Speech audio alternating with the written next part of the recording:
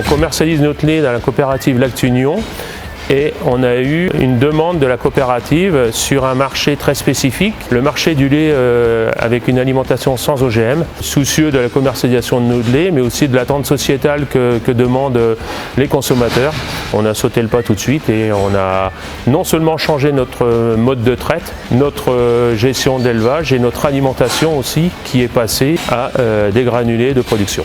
La connaissance de l'aliment a été faite par le technicien de chez Cap-Vert, donc Dominique Coez, qui m'a mis aussi en contact tout de suite après avec le commercial de chez Novial, donc Fabrice Després, avec qui on a regardé les caractéristiques et là on a eu les réponses tout de suite par rapport à nos attentes.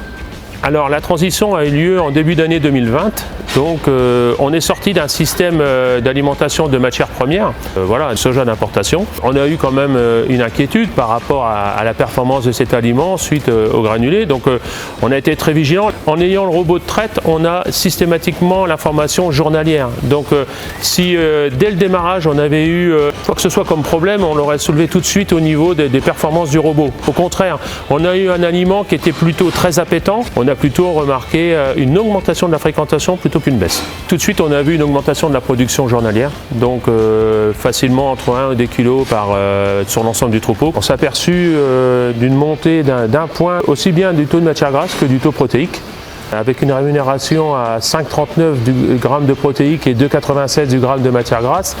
Sur 600 000 litres, ça fait vite un billet de 7 000 € sur l'exploitation. Mais on a surtout des vaches qui se sont tenues en état, plutôt même un gain aussi au niveau de l'état corporel, ce qui facilite la reproduction. Et puis aussi, quand les animaux sont en fin de carrière, la commercialisation de l'animal avec une bonne proportion de viande, quoi.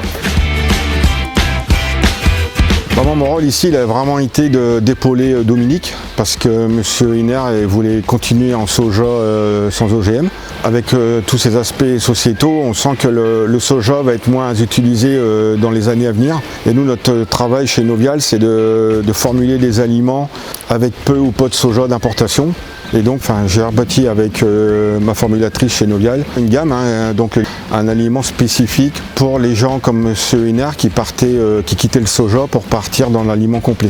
M. Hiner était un pro de la matière première, convaincu de la matière première.